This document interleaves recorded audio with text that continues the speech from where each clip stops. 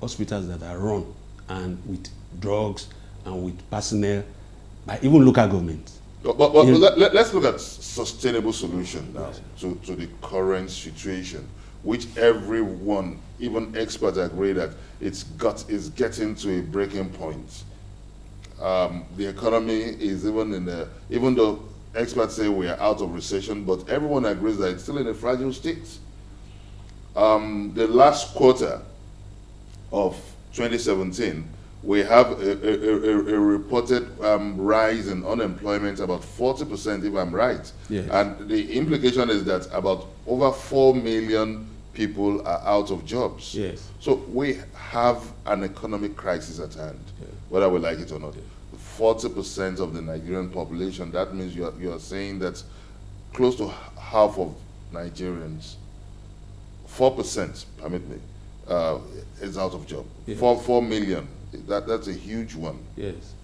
So what we need to do is, I mean, you know, the engine of any economy is the micro, small, and medium enterprises. These are areas is what we have to concentrate on. We have to empower them. Government has to address certain things that are problems to this sector of the economy, because they employ a lot of people. You talk of oil, where we make a lot of money. You talk of even telecoms, where we also make a lot of money. This does not affect they are not great employers of labor. But we talk of agric, which is a great employer of labor, manufacturing, a great employer of labor. Government need to look at this area, and then you look at income distribution. For instance, a lot of money is being spent on subsidy today. This takes us to the economic recovery and growth plan, yes. Because that's the fulcrum of Nigeria's economic framework now, yes. the roadmap for growth and economic sustainability. Yes. Experts are saying that the Nigerian government needs to adopt a more transparent approach, yes, to the ERGP. Do you subscribe to this? Oh yes, they need. We have to be very transparent, and we have to. Why do you think the Nigerian government needs to be more transparent? How would you assess their approach currently to the ERGP? What the government is doing presently is good. It's an effort at driving it, but then we need to involve more of the private sector in driving this arrangement. For instance, when you look at if the central bank is intervening, for instance, at the anchor thing, one would have expected a more of private sector involvement in it. But then, because of lack of confidence in that sector, according to their own assessment, the central bank has to directly administer this policy of anchor borrowing. And government has a lot of funds there too that are placed there to drive the economy at that micro level. But now, in the whole of this scheme, some people believe that Nigeria's economy is still highly vulnerable as a result of the inability of governments to stamp out corruption. Yes. So what do you make of this? So we come to corruption. I mean, at the end of the day, one thing that has been holding us down as a people is corruption.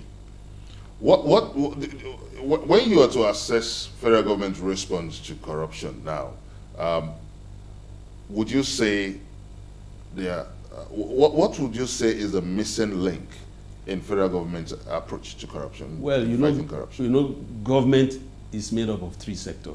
I mean, three sections. You have the executive, you have the legislative, and you have the judiciary. Unfortunately, at the legislative end, where we are supposed to make laws, one cannot say for sure that each sector of the arm of government is as enthusiastic as the executive. The judiciary stays at the back end to adjudicate in matters that is brought before it. And it can only do the best it will do is to look at what is before it and adjudicate accordingly. It doesn't go out of whatever is available. So government has been trying to do things fighting corruption, but then people say it's lopsided, but there's an effort there. But one cannot say the same about the legislature, National Assembly. We don't see laws that are targeted, being made that are targeted at corruption, fighting corruption at that level. Well, what do you make of the introduction of the Executive Order 6 that also entails application of travel ban on some Nigerians, high-profile Nigerians? Would you say that's a welcome development? It is not a welcome development, but that shows a sign of desperation and helplessness by the executive. This coming few months to the elections, what do you make of such developments? I would not say it's something that the executive shouldn't have done. That's not the route to go. Why do you think the executive shouldn't have done that? Because their work, like I said, is to carry out laws that are made at the National Assembly, to execute laws, and to also take things before the judiciary to adjudicate. But out of desperation, because there was a time the president said he was frustrated by what is happening in the judiciary. And like I said, the National Assembly has not even come up with laws that will fight corruption directly. You don't think that was designed to fast-track the wheel of justice that observers feel had been hitherto slow and sloppy? You can't fast-track wheel of justice when it's not your duty under the Constitution to do it. Are you saying the president does not have the powers to introduce executive orders? The president has such powers, but it must be within the confine of existing laws. Just to set the record straight now, it will be recalled that a while ago, while the president was on medical vacation, that the vice president introduced an executive order on the ease of doing business, and this was widely applauded from all circles, even from both divides of the polity. Why the double standard in the response towards the executive order coming from the president on Executive Order 5? Like I said, what the executive orders should be within the confine of the existing laws.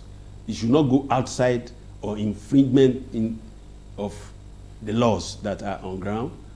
But if these people who are on these cases that are there before the courts have certain, it has been brought before the judiciary, who is looking at those cases, we should not do anything that will jeopardize the pronouncement of the court. Whatever you have against the existing position, we need to be taken back to the court.